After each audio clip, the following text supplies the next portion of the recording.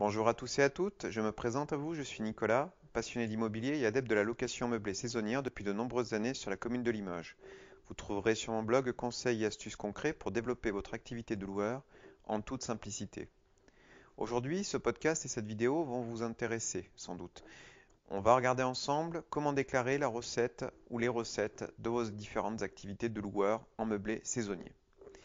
Les recettes de votre location seront à déclarer ainsi au titre des bénéfices industriels et commerciaux.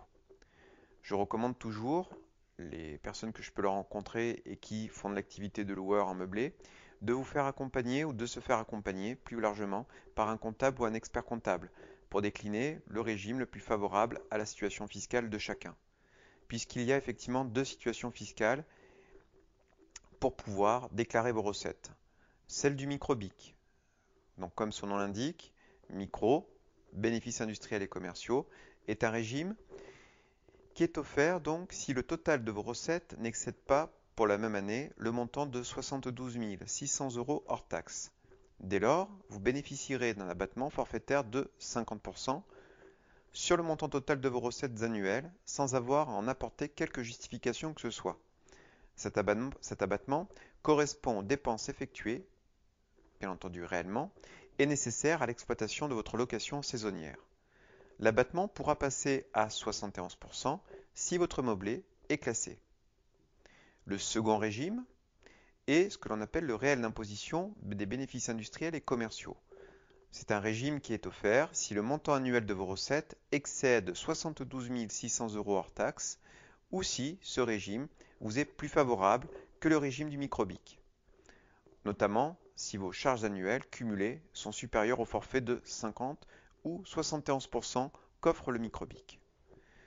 Les conséquences ne sont pas neutres, car vous devrez remplir des formulaires fiscaux numéro 2031 et des liasses fiscales numéro 2033A et 2033G.